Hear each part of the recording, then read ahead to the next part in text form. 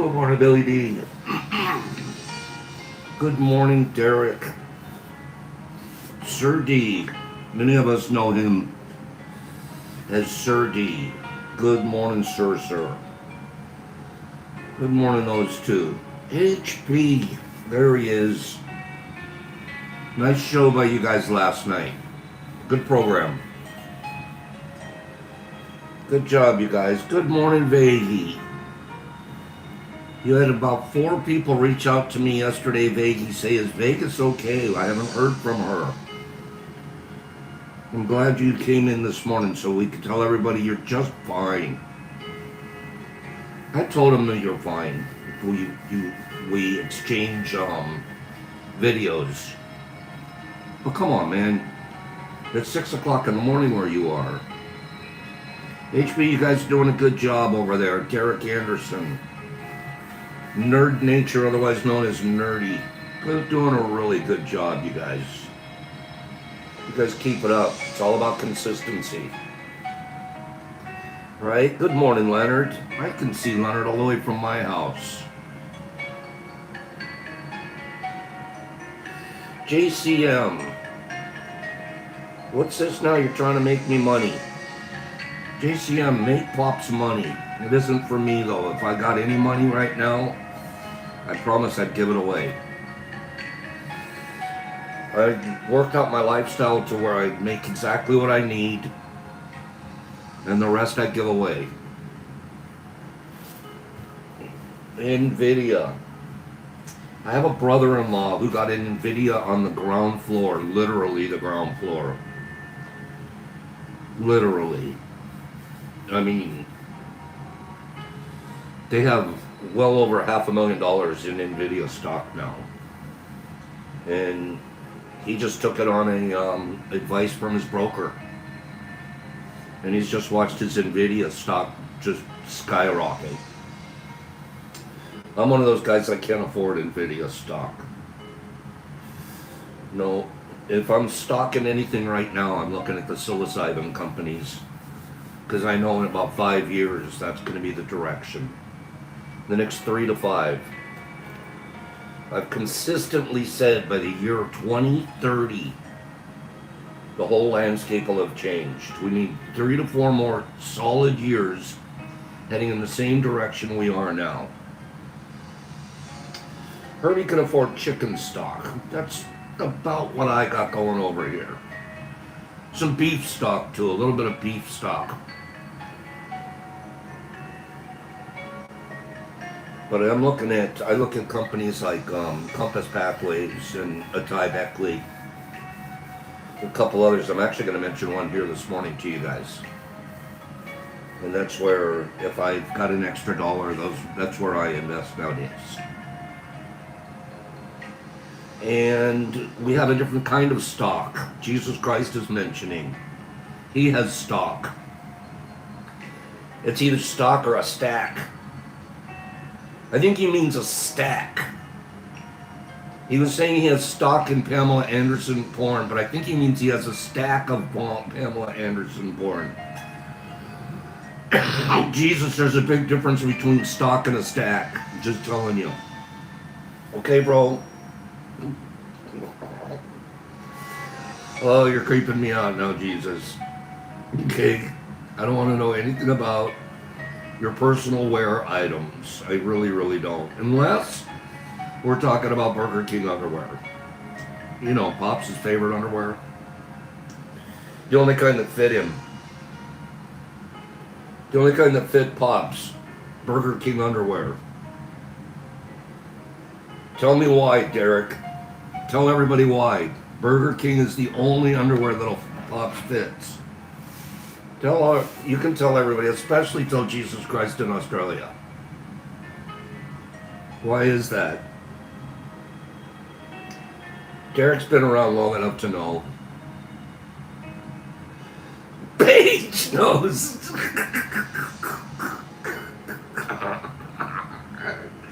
Because they're the home of the Big Whopper. Every time I tell that joke, I crack up. I think I crack up more now than the first time I told it. Okay. Burger King underwear. Oh, God.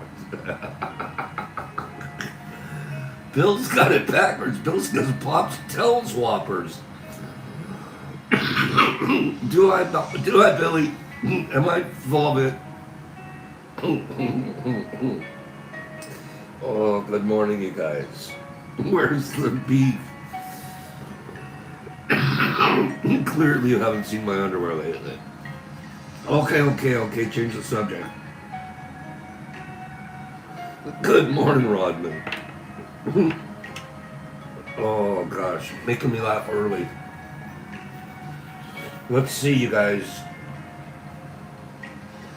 It's, let's see. It's a winter wonderland out there. Look at that. Snow everywhere. It's been snowing for 2 days straight. Snow everywhere, Derek. Poor little Ruffy. Poor little Ruff. He's not a snow dog. There's nothing about Ruffy that likes snow.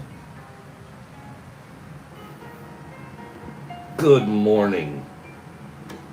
Let me see. Kim, don't show off. I don't want to hear 70 degrees. You're showing off.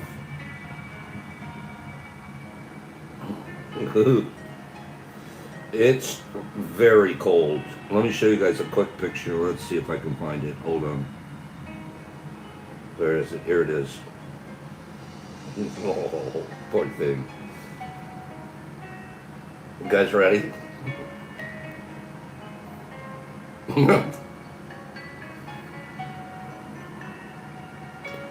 Poor little Ruffy. Poor little Ruffy. Imagine if we had to go out there if it's your turn and you got to go do what you got to do. Imagine having to do it like that. Poor little guy. Oh, thank you for a toilet. We were talking about sheets the other day. Give me a toilet. Yeah, give me a toilet.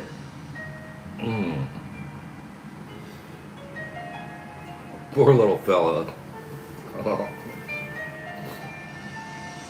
Sarah, you don't see snow where you are, huh? Oh, you're in Florida.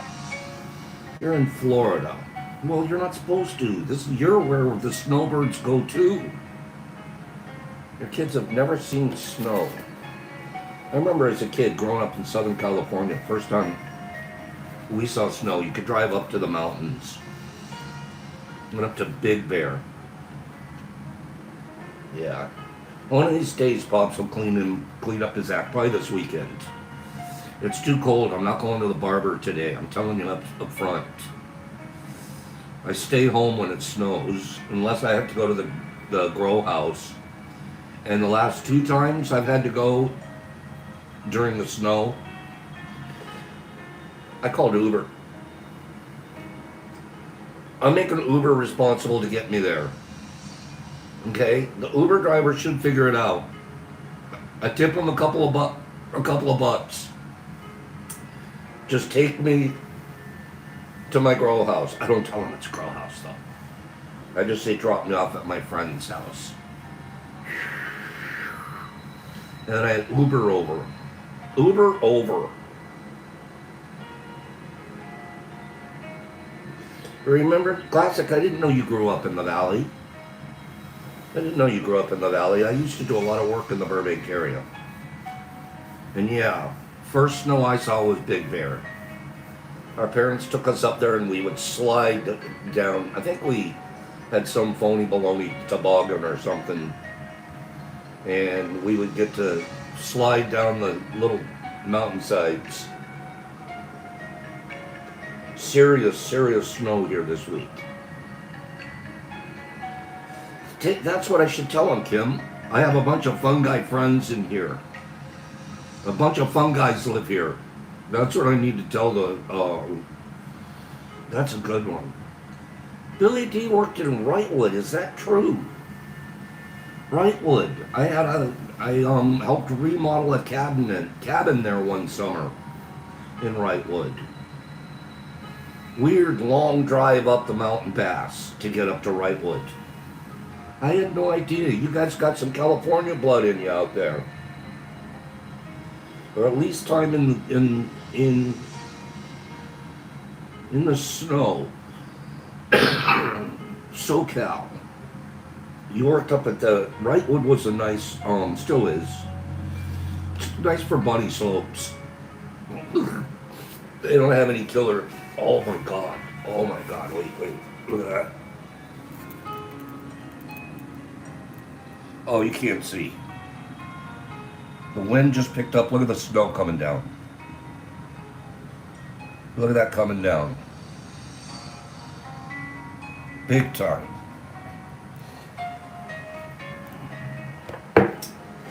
Big time. 32 people, 25 likes. Crank up the likes. Crank it up. Crank up the likes a little bit. Slam those. What do you guys call it? Slam the like button. Something like that. I'm going to read a couple of... Helldiver, that's what it looked like last time you were at the Mush Lab. When were you last at the Mush Lab? What Mush Lab? Helldiver. Which Mush Lab are you referencing?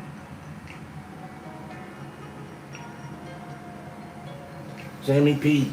Snowed most of the day yesterday, overnight, and then still going on this morning.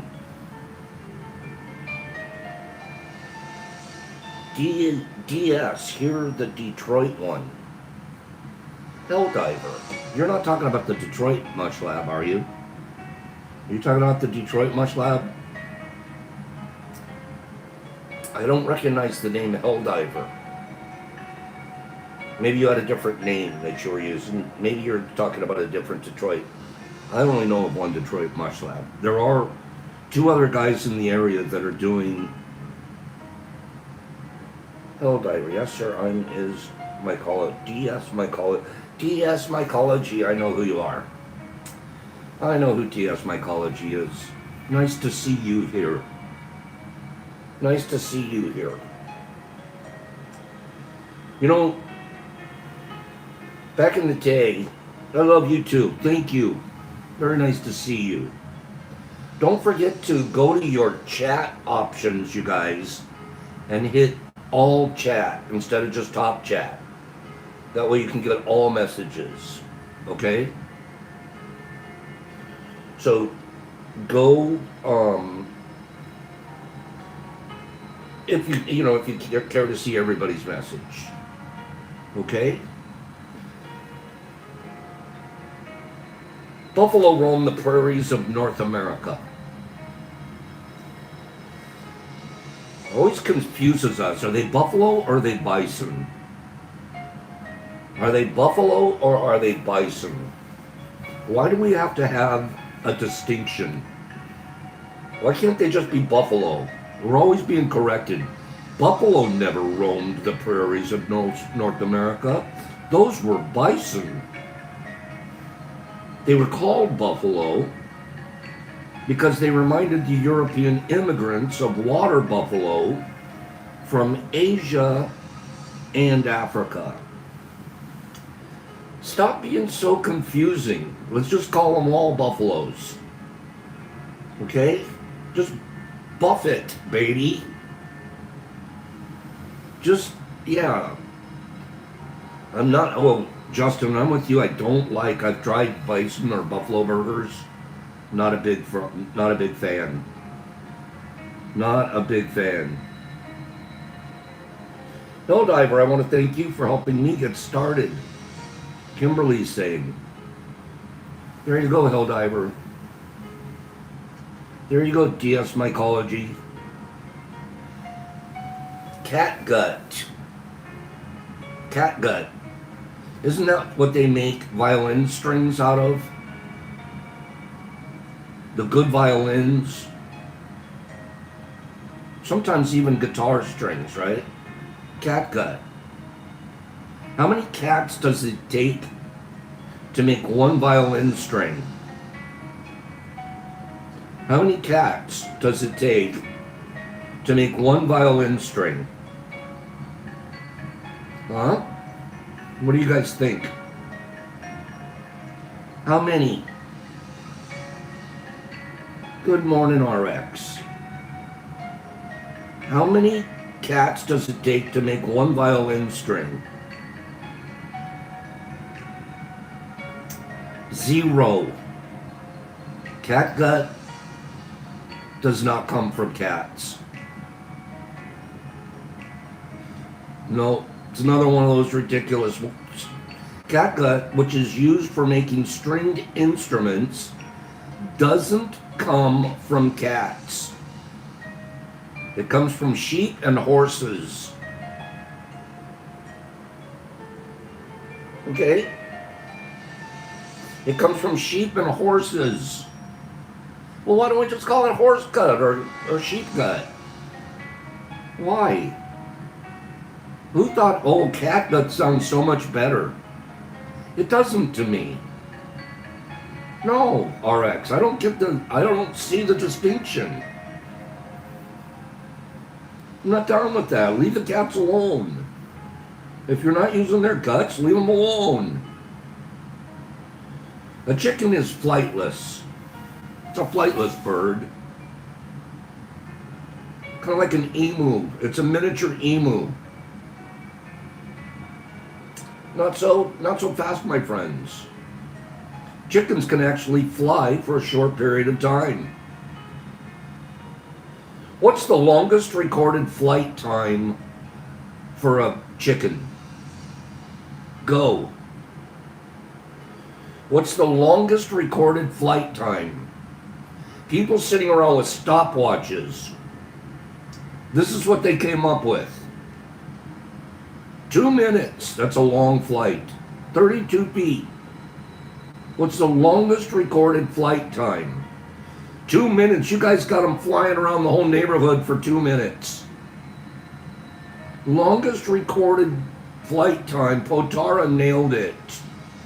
13 seconds. That's not very long. It's not very long, but if you count them, 1,000, 2 Mississippi, 3 Mississippi, 4 Mississippi. My chicken's still flying. 8 Mississippi, 9 Mississippi. It's still flying. 10 Mississippi, 11 Mississippi. It's almost gonna land. 12 Mississippi, 13. This is largemouth. Good morning. 13-second flight time. That's about how long I lasted on my first paragliding adventure. I lasted about 13 seconds. Okay?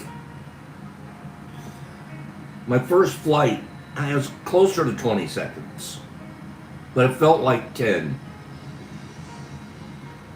How about this one? Cows can't walk downstairs. Is that true? Is that true?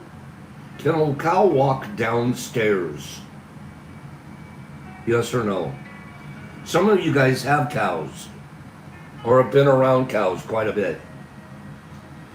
Granny's like it's 100% true, Pops. Cows can't walk downstairs. Anthony and Potara are saying that's false. Kimberly's saying they can too, Pops. Actually, cows can walk downstairs. They just need to be led. They won't do it on their own. They won't do it on their own, but you can lead them upstairs or downstairs. HB says they can, but they don't want to. You're exactly right. They can, but they don't want to. I'm going to tell you guys a quick secret. French poodles Terry's right. They can't cross a cattle gate, so how can they climb a fence? I mean, stairs. French poodles did not originate in France. French poodles did not originate in France.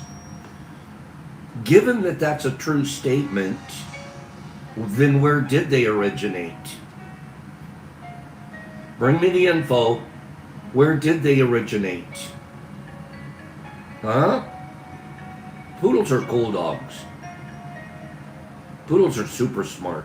I love poodles, and they're hypoallergenic. Don't look it up. Don't Google it to tell me. Either you know or you guess. Potara's been all over the animal answers this morning. Potara's either an animal activist or he's very, very quick on Google. Germany.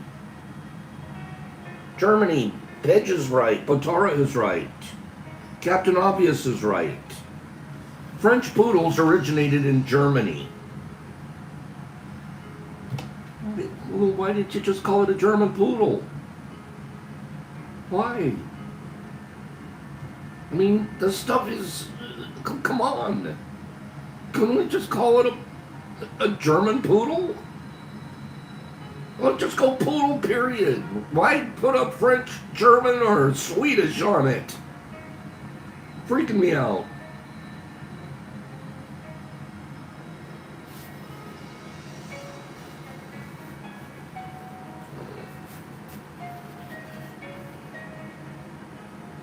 Do hens sit on their eggs? Biggie Prophet, good morning. Do hens sit on their eggs? Aaron says, Poodle schneischen, Heiger, sticken, spacken, spocken. Didn't sound good. Headbuster said, of course they sit on their eggs. Niffer's like, yeah, they do. Okay?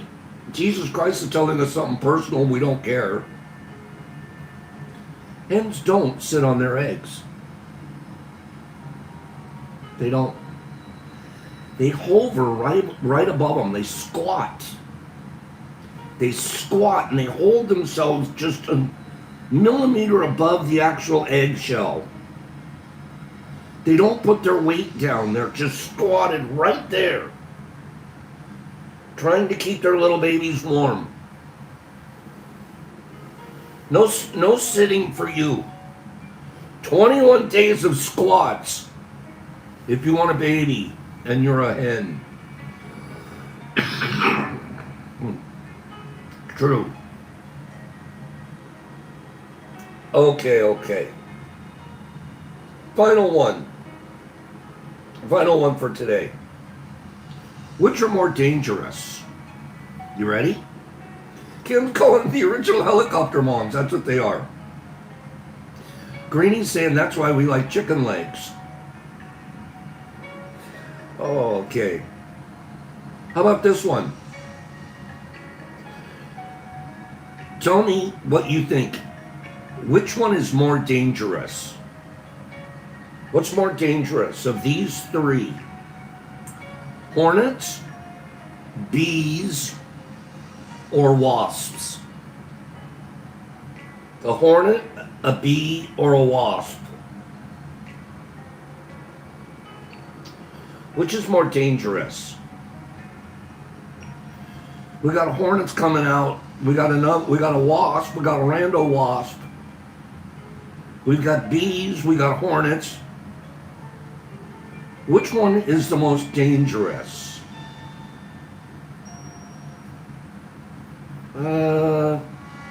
We're just saying dangerous, Bill. We're not going deadly. Dangerous. Which is it?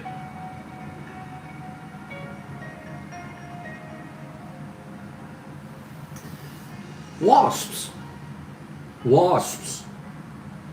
Actually, hornets aren't that aggressive, and they rarely sting you. And even if they do sting you, Their sting is only life-threatening if the person is allergic to the hornet's poison. So the answer, my friends, blowing in the wind, is wasps. Hornets are the least of the three. Final one.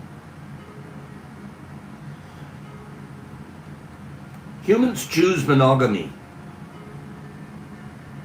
The human mammal chooses monogamy in most societies. Not every society, but in most societies, humans say, you're only supposed to be with one person. You're not supposed to have a multitude of interactions with the opposite sex. It doesn't work for us humans. So we forced ourselves into that years and years ago. How about this one? Only about 3% of all mammals are monogamous. 3%. We're in the 3% club, you guys. 3%. 3% of us say you can't dingle dangle with the dangle dingle. Keep it to yourselves. That's crazy. 3%. Take that for what it's worth. I know Jesus is going to love that one. Jesus is like, yes! 3% is not a lot, Potara. Of all of the mammals, only 3% are monogamous? And nature doesn't make mistakes. We're in the 3% club. Craziness. Greeny breaks it down very simply. He basically says that means 97% of mammals are hoes. Automatically, you're a hoe. Oh, you're a hoe. I'm going to tell a joke. All right? I'm going to tell a quick joke. A teacher in grade school, elementary school, she wanted to teach her children about farming, her class, about farming and about farm instruments. So she tells the kids, tomorrow bring to class for show and tell, bring a farm implement from your house. So the next day the kids are all showing up to school and they all have a farm instrument. She calls Billy. Billy stands up because Billy is holding an instrument. And she asks the class, okay, you guys, what is Billy holding? And everyone in the class goes, that's a rake. That's absolutely right. Go ahead and sit down, Billy. And then she says to Martha, Martha, stand up and show us your instrument. She stands up, she shows it, and the whole class goes, that's a shovel. You're absolutely right. Thank you, Martha. Martha sits down. She picks Stephanie. Stephanie, go ahead and stand up and show us your farm instrument. She stands up and she shows the class. And the whole class yells out, that's a hoe. And you hear one little voice in the background. Say, that isn't a hoe. My sister's a hoe, and she doesn't look anything like that.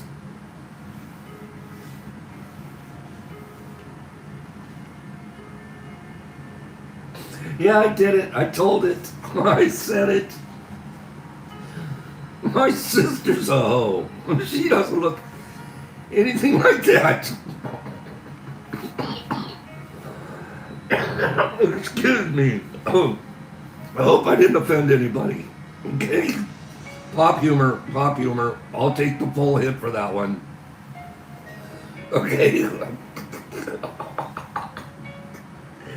Oh. Jeez. Ghastly's like, no, Pop, you didn't do that one. It wasn't me, it was the little kid in the class. Okay? Oh. My sister's a hoe, and she doesn't look anything like that. Ghastly Pop blew the dust off that one I did. That one's from way back in the way back. Okay? Kimberly goes, oh, oh, oh, Pop. Excuse me, you guys. Out of control, Pops. Out of control. Okay? How did Anthony wants to know how my test went? My examination. My written examination. You always like an examination that's multiple choice, am I right? Cleany says that one was old when I was a kid. I know, Cleany. I know. I probably shouldn't have even said it. I'm just trying to crack you guys up this morning. I had an examination yesterday, 50 questions. Multiple choice. Each question's worth 2 points. You need to get a 74, total of 74 points to pass the examination and move on to the next phase of the curriculum. Okay? Is this going to be a dry brag? You guys ready for the dry brag? It's not that, it's that I'm dialed in. It's I brought the Tao with me. I brought the Tao with me. Pop scored a 98. 98? Pretty good, huh? I was like, damn, which one did I get wrong?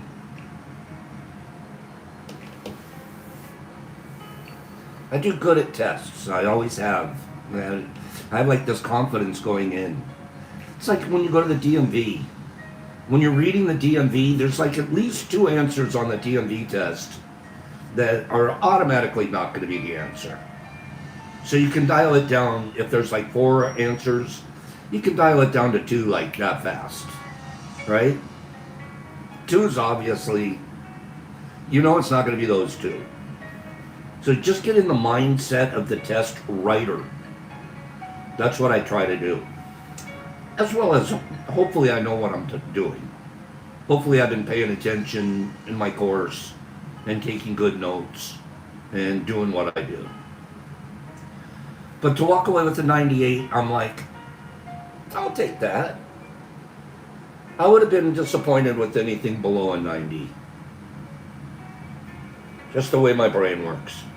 We did good, and thank you guys for asking, and thanks for all the well wishes. I think it's the energy that you guys sent us that made it go so well. That's what I believe. Whose birthday's today? Is it Billy D? Is today Bill's birthday? Good morning. Is today's Bill's birthday?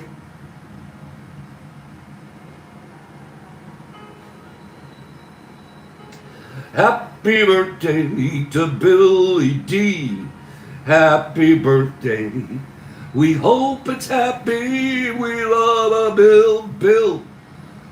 A Billy D. We are always glad when we can see Billy D. At tea. Happy birthday, Billy D. Oh, came out pretty good. Billy D. Happy birthday. We're glad you're here. I'm glad it seems like you're doing a lot better, Bill. God bless you, my good friend. Really, really like Bill. Don't forget, Bill shows up at 6 o'clock in the morning. He's all the way over on the West Coast.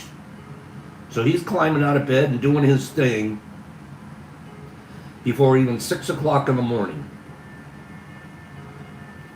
Happy birthday, Bill. All right. I'm going to read a quick article, and then we're going to go look at our Dow Day Ching for today. Okay? H-Buster, HB, you were holding the door for him. Makes sense. You were third in this morning. Bill holds the keys. Currently, Bill is the key holder. Derek has the backup set. And then under the rock over on the right-hand side of the door, that's the key that we can all use when we need to. You guys know where it is. It's under that rock over on the right-hand side of the door. So if you get there and you want to let yourself in early, or try to get in before Bill, you don't have to wait for Bill. Just look under the rock. Okay?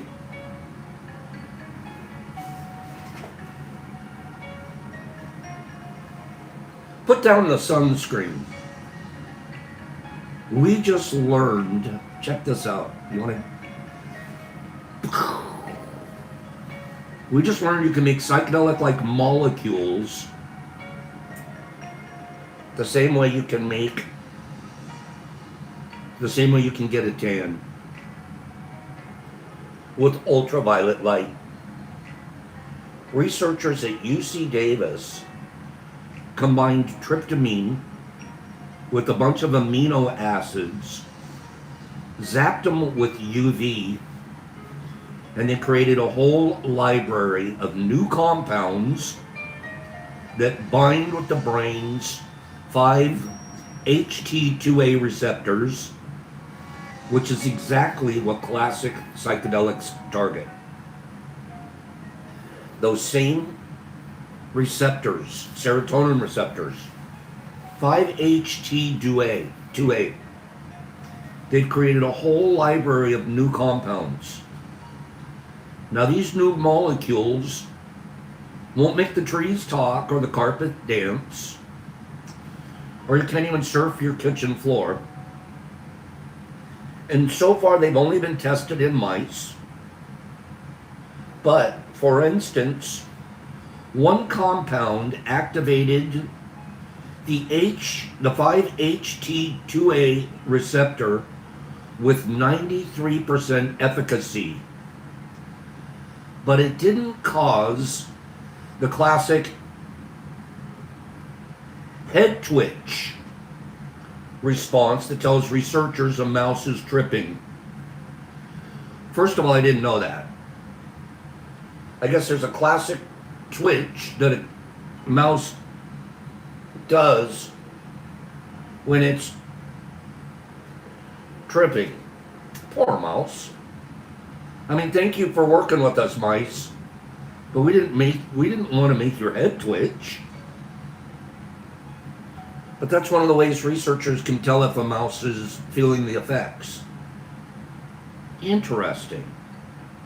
By the way, the team ran 100 of these compounds through computer simulations before picking the 5 most promising. It's still a mystery why these 5-HT2A agonists don't cause hallucinations, but that's part of what makes them so interesting.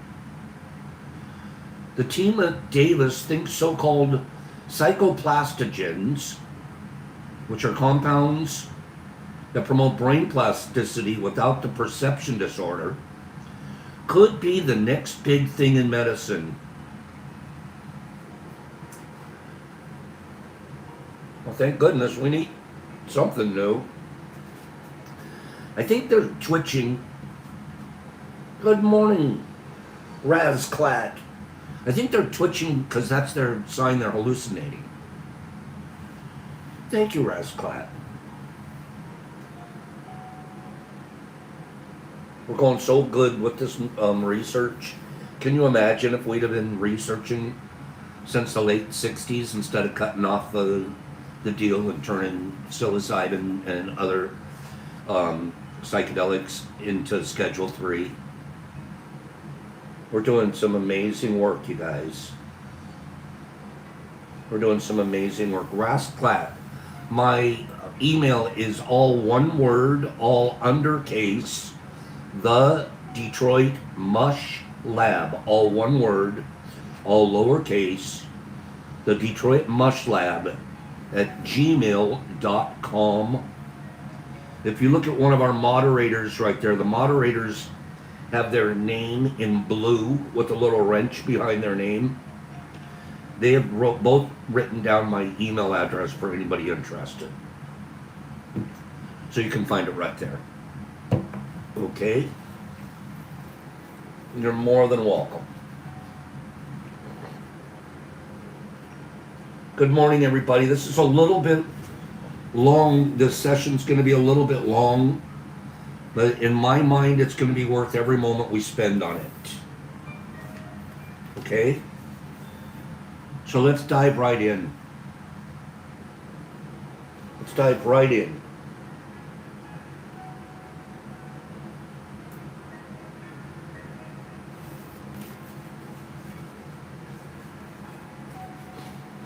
The 29th verse of the Tao Te Ching. Here we go. Do you think you can take over the universe and improve it? I do not believe it can be done. Everything under heaven is a sacred vessel and cannot be controlled. Trying to control leads to ruin. Trying to grasp, we lose. Allow your life to unfold naturally. Know that it too is a vessel of perfection. Just as you breathe in and breathe out, there is a time for being ahead, and there is a time for being behind, a time for being in motion, and a time for being at rest, a time for being vigorous, and a time to be exhausted, a time for being safe, and a time for being in danger. To the sage, all of life is movement toward perfection. So what need has he for the excessive, the extravagant, or the extreme?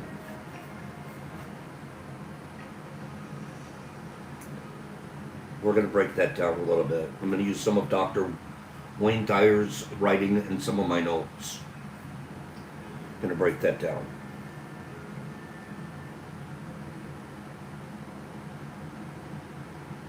I spent a lifetime trying to be ahead.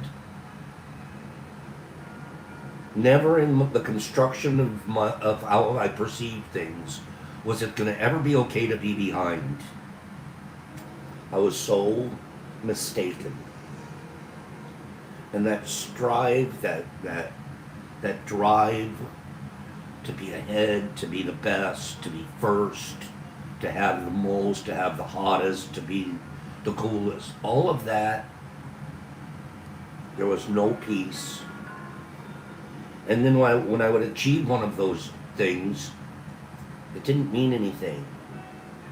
I would enjoy it for a moment, and then it didn't mean anything anymore. Now I'm looking for the next thing, and the next thing. A perfect example. I'm gonna go car shopping. Back in the day, cars were my thing. I always wanted a new car, and I always wanted it to be really cool, and I always wanted it to be really fast. Cars. If my car was 2 years old, it was already time to trade in or get something else. And so for 6 months, I'd be looking for my next car. Looking everywhere, trying to get a good deal, and every time you saw the car model that went by, you looked at it, like, that's the kind of car I want to get. I remember I wanted a BMW Z3. I wanted a BMW Z3 really bad. And every time I saw that Z3 go down the street, somebody had one, I was like, that's the car I want. Eventually, because I worked at it, I got that car. Man, it looked beautiful in my driveway and in my garage.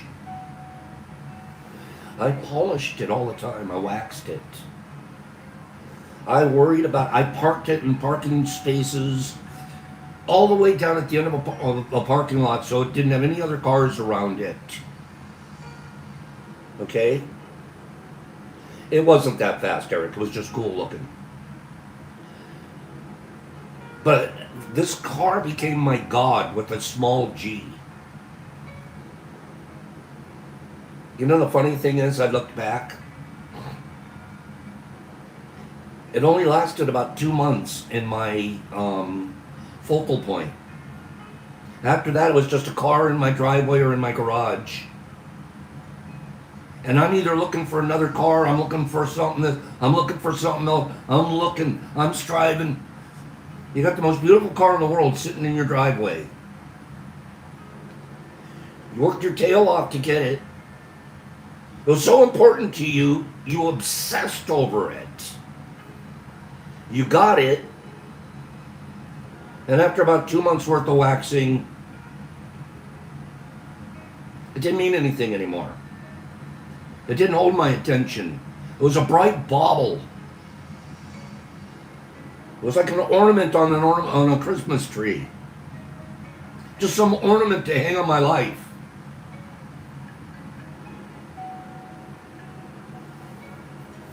I did that with so many things in my life.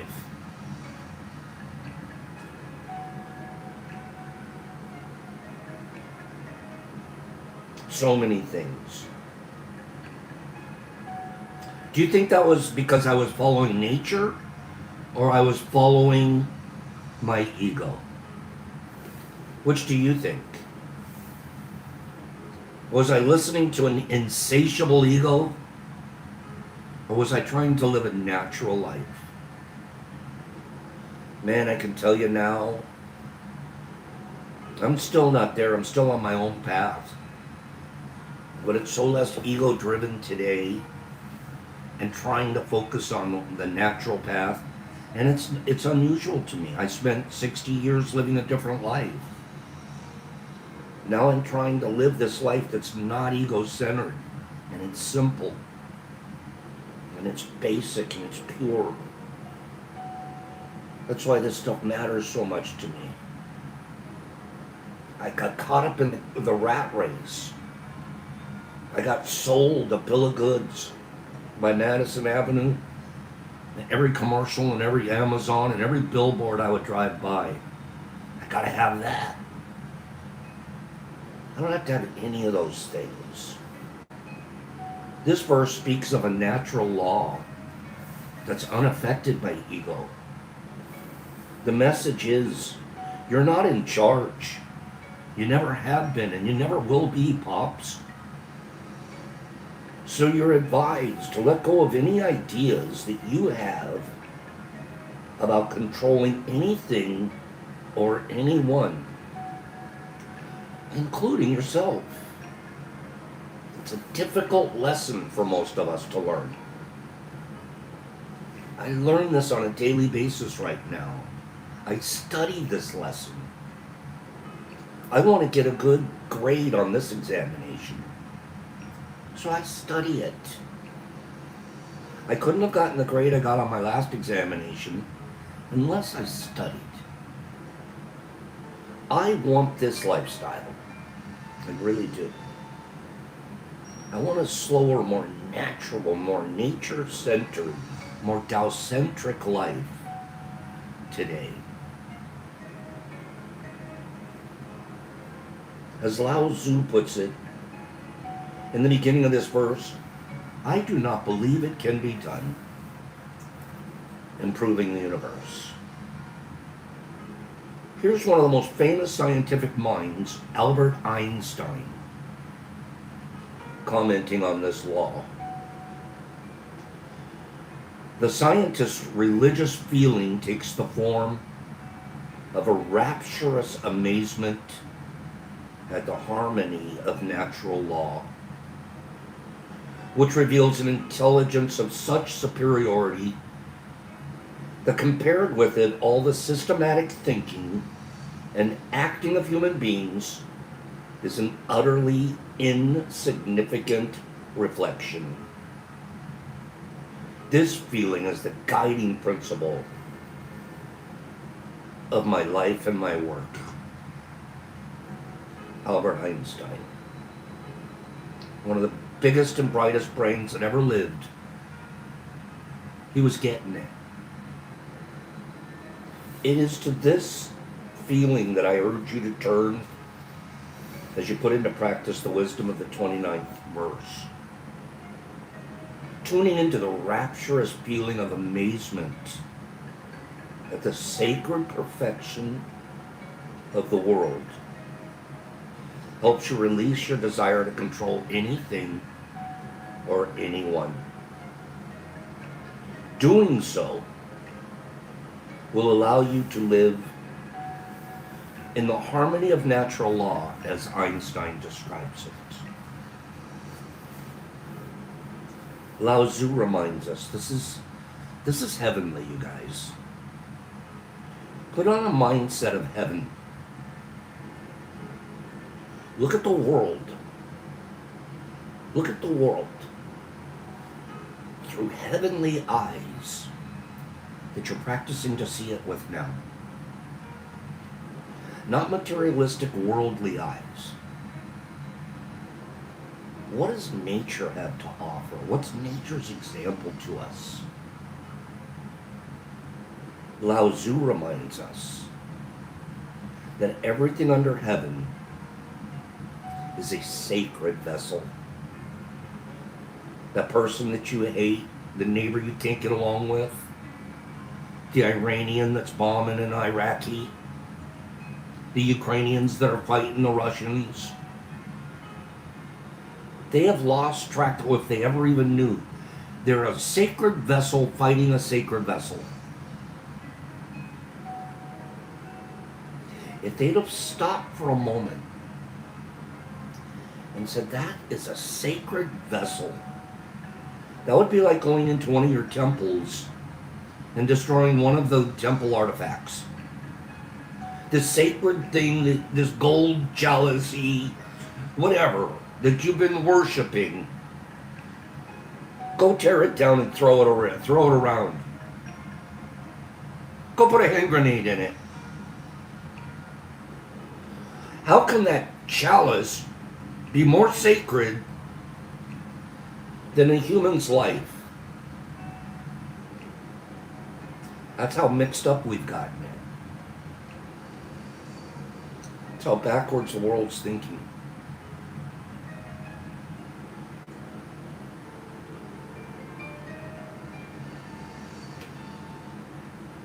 Everything under heaven is a sacred vessel, needing no input from you. Since you're also a part of everything, you may need to change how you look at your life and all that transpired in it. You may need to look at your vision for your future. Whether you agree or disagree, whether you like it or not, all of it is outside of your ego's domain. It's all unfolding according to some natural law that causes the seasons to follow one another. For the moon to look like it raises and falls. For the whales to traverse oceans. For the birds to migrate and return without benefit of a map or a human-made guidance system. When you look at your life in this way, you'll begin to see it unfolding organically. The Tao is a natural law, not some controlling force that's manipulating you.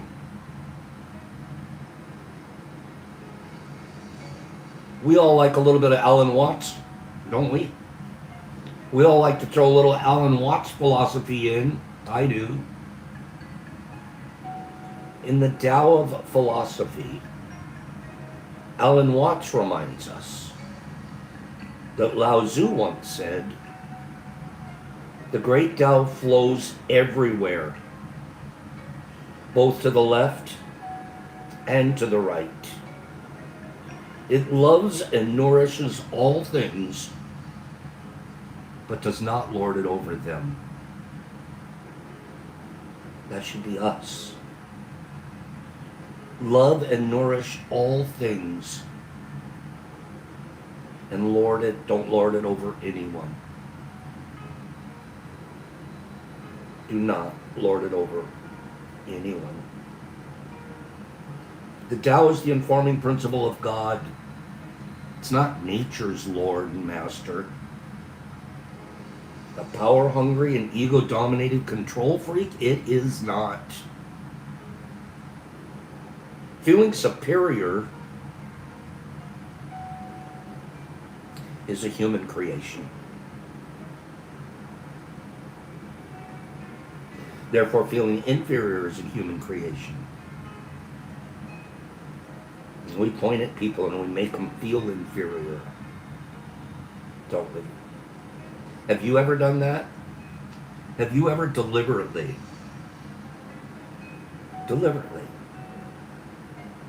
made somebody to feel inferior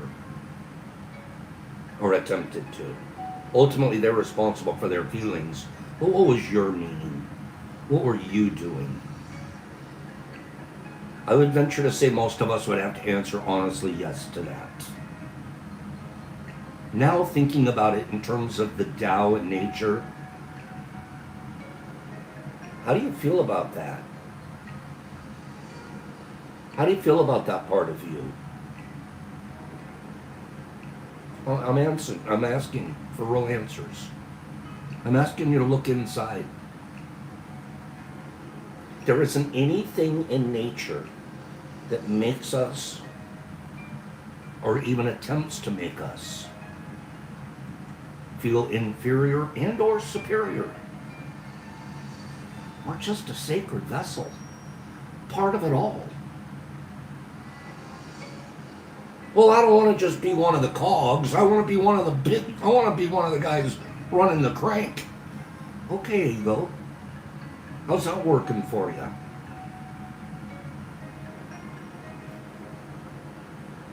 I just want to be one of the flowers.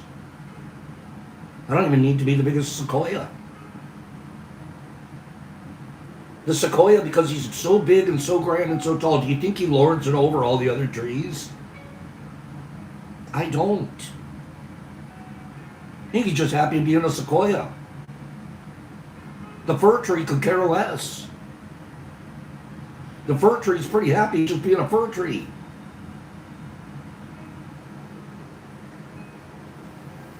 The Tao doesn't act as a boss, forcing itself on you or anyone. It simply allows all of creation to reveal itself with perfect timing.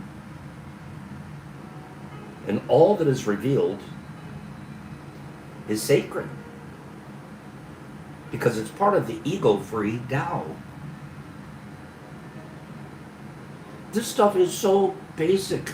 Why didn't they teach us this when we were 4 and let us exercise and practice this way of thinking? I like that, Derek. The big tree doesn't think the smaller trees are in debt to it for the shade it provides. No, it doesn't.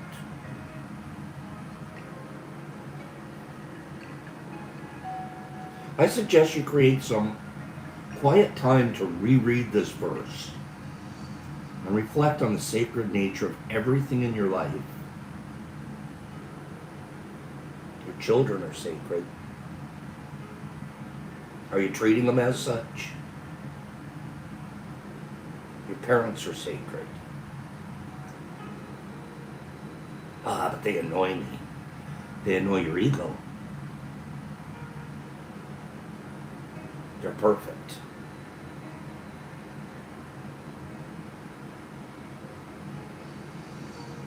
How are you treating the people around you? Are you choosing to treat them like nature? Or are you treating them out of your ego?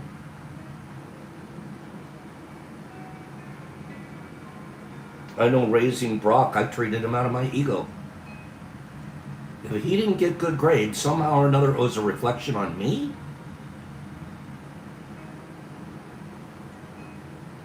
Spent his whole childhood beating him into a grade system. The system of scholastic grading.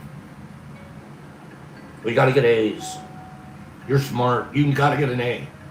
Well, damn it, A wasn't that important to him. The guy had a poetic heart. But we beat it into our kids. Be what I want you to be. Be like I want you to be. Let them unfold naturally. Boy, these are lessons. I'm not going to be sorry that I didn't learn them sooner, because that starts getting into ego again. I'm going to just be grateful I'm learning them now.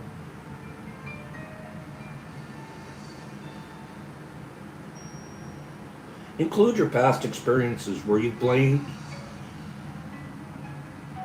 that you've blamed for preventing you from having the abundance, health, or happiness that you've wanted and even expected. Ponder the advice that there's a time for it all. Just as you must breathe in, you must breathe out. You may experience what is to be ahead by also having a being behind experience. All of those times, every one of us have felt these, but listen, all of those times that you felt betrayed, abandoned, abused, frightened, anxious, or incomplete. They all came about according to a natural law that also led you to feel cared for, protected, loved, comforted, whole. There's a time for everything, including what we're doing right now, what we're experiencing today. Begin recognizing that every moment of your life is according to the divine. By doing so, you're going to shift from judgment to gratefulness. Your gratefulness will be based off being able to feel both exhausted and rested, scared and safe,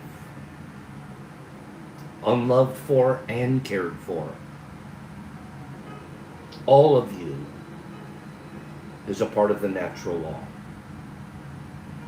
Your ego mind tries to protect you from pain by insisting that you can learn to eliminate certain aspects from your life. However, the sage within you desires to be more harmonious with the perfection of the Tao. How do you allow this? Lao Tzu urges you to avoid extremes, the excesses, and the extravagant, and know that all is unfolding perfectly, even if your thoughts tell you it's imperfect. My whole life was filled, I tell you, with extremes. I wasn't alive, quote unquote. Unless I was doing extremes. 100-mile-an-hour guy.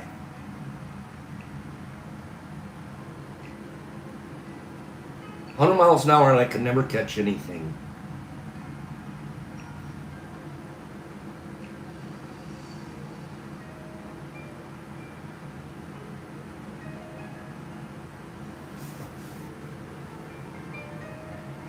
Thoughts have to have their own time in a natural flow. And guess what? What's going to happen with your thoughts? They're going to be replaced by new ones. My old thoughts will die away, and new ones will replace the old thoughts. That's the cycle of nature. Plants die and new ones arise in their place.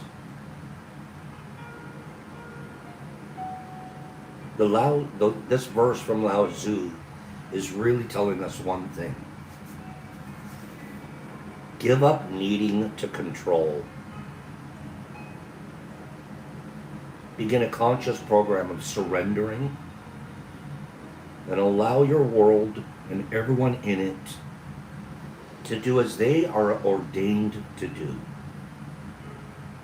Surrendering is a mental process. It involves taking a split second to stop yourself in your mode of judgment or your mode of frustration and have a brief talk with yourself on the spot.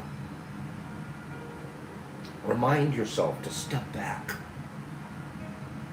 and be a witness rather than a protagonist. Be a witness. This provides you a sanctuary from judgment. I'm just watching. I'm not a judge. Invite divine, natural order in by simply allowing what you're experiencing to go forward without control or criticism. In this way, you move to the center. Think of the need to control as the signal to allow the Tao to freely flow through your life. I'm starting to feel I need to control this situation. Have a talk with myself. Breathe in, breathe out. Remind myself I don't need to be in control. I need to step back and I just need to witness this. And I don't have to judge, control, criticize. I just watch. Not that long ago, I was out at a pond and I saw this family of swans, mother and a father, they're in the front, and they had the little babies following behind them, and they're swimming along in the pond. And it was a beautiful 3 or 4 minutes of nature with me, because I just watched them swim. I just watched them. They had their own little bearing. They were heading off doing their own thing. And not once did I ever feel the need to tell the head swan, turn left! You're going the wrong way! Hey kids, catch up with the parents, you're slow! Never once did I try to tell those swans what to do. I just fell in love with them, watching them. Watching the beauty of it. I'm not poetic enough to to explain it in poetic terms. But if I could do that with a swan in a family of swans, can I not do that with you guys? To my family of friends? Why is it okay to do it out there but not in here?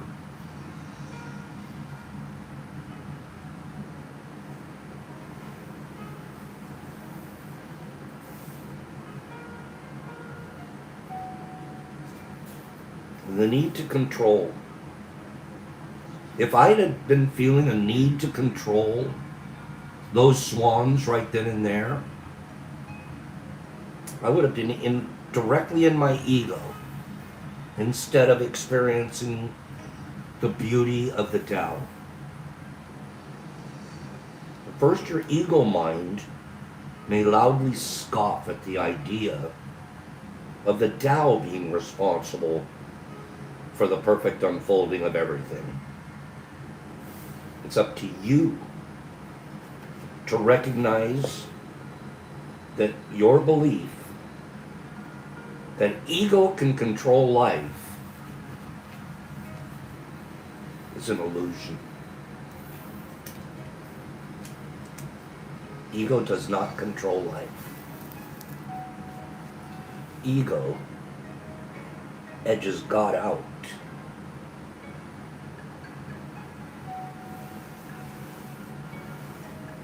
Four things. We keep it simple here. We keep it extremely simple. We haven't even gone to 5 steps, 5 agreements. Over there at Mystic Journeys Church, those guys are doing a great job over there. Monday, Wednesday, and Friday, 9 p.m.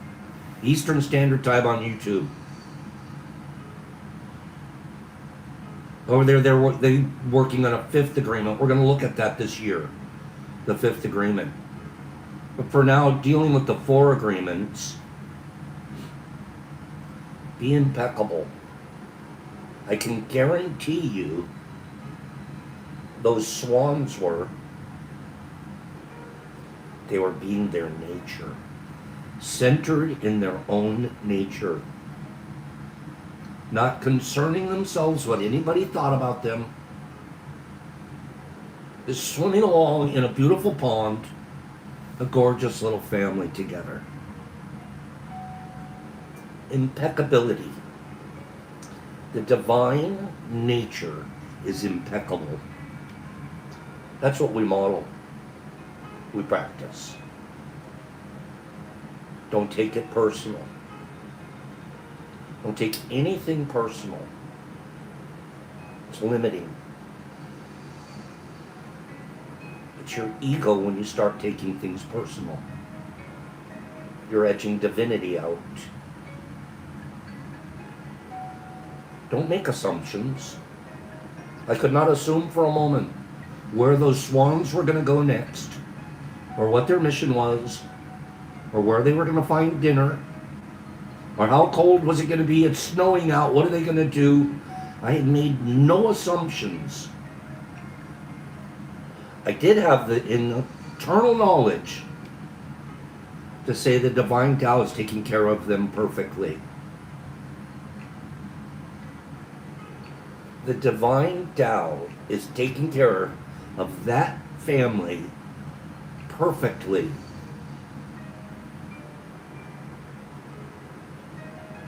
They were doing their best. I want to practice that. That little group, swimming along, being beautiful. There was no bickering back and forth between them. The husband and wife weren't fighting. They weren't putting on a bad example for the kids. The kids are just trying to keep up. They're modeling the parents. Oh, this is what it's like to be a big swan. That's who we want to model. Things in nature. Okay? Give me 5 people that get that. Give me 5 people that get what I'm talking about.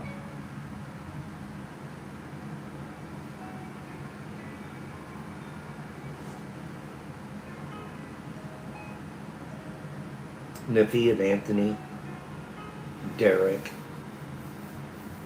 Sarah Bear, you guys get it. This is what Pop's preaching to the choir.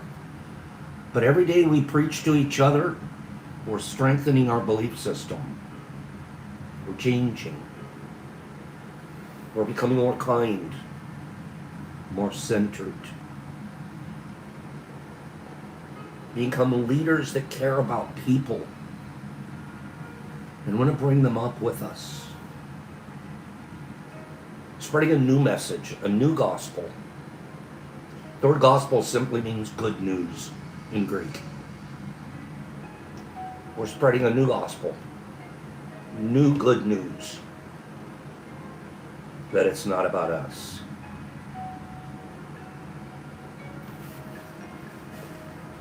You guys go have a beautiful day. We'll see you here tomorrow. Same mush time, same mush channel. I love you guys intensely. I'm grateful.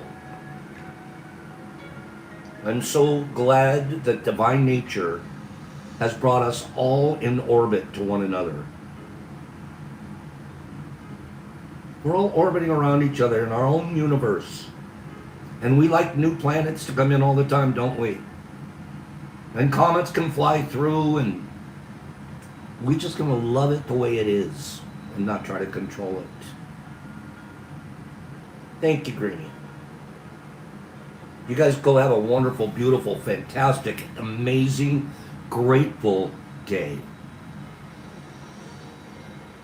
Scrolling you out, Neframama and Anthony and Derek and Sarah Bear. Drenty the Drenty Drenterson, Aaron, HB, I get it, I can dig it. Dig it. Dig it. Been a while since I dug something. Sugar Revolution, Jesus Christ, Kimberly's Being Nature. Cleanie, isn't it better, Kim, our life, than it was 4 or 5 years ago? As we're focused on being a different creature today. Out with the crappy old world and in with the divine. We've come a long ways, Kim. Together. Joe D's. Joe D's is breaking an agreement. That's having a wonderful thought. You're not really breaking an agreement, right? Jesus Anthony. Derek Anderson, Aaron. It's beautiful. JQ and Billy D. And HB, spreading positivity with impeccability. Sarah Bear, big hug. Billy D. Trenty. HB Clean. Greenie Tables, I love you too. Nipper and Nursey, get that Bible out, Nurs. Telling you, Dakes has got a lot of neat stuff in there. Derek Anderson, Billy D, Sarah Bear, Herbs, Von Werbs, Kabop, HB. Thank you to our moderators here. Moderators, thank you for being here and doing the great job you do. Mike Barabal, Greenie, Aaron and Jesus Christ in Australia. Kitty Catzilla, Jesus Christ, Nipper, everyone have a beautiful day and don't take anything personally, she said to Greenie, Cleanie. Billy D, Sarah Bear, Zozo LSD, Jesus Christ, Kim, getting fleeky with it. Laura Divine, she was on the Mystic Journeys Church podcast last night, and the lady has a lot to say. There's some built-up wisdom there. She's going through some physical trials that none of us would wish on anyone else. And she always keeps her head held high and speaks with her own beautiful voice. We look forward to a chance to see her live on there someday. Mike Barabal, Pagey Page, Mike Barabal, Mr. Phillips, Niffy, Big J Prophet. It was nice to see you here this morning, Big J. Aaron and Kimberly and Nurs. The community garden is shut down and probably until like April. It's just nothing but the snow I showed you outside. And I'm missing my volunteer stuff. I haven't been volunteering anywhere. I gotta find a winter volunteer situation. Nurs and Jesus Christ and HB and Big J, you have a handsome, beautiful day. EMT and Derek Anderson and Joey D's signing off with a happy birthday to Billy D. Happy birthday. Happy birthday indeed to Billy D. Pops Peace. Love each other, your significant other, your parents, your brothers and sisters, people that have harmed you. Forget about it. Go to a center. Understand they're human, but they're a divine vessel. You would no more do harm to divine if you saw them as a divine vessel than the man in the moon. Treat people as the divine vessels they are. Pops Peace, love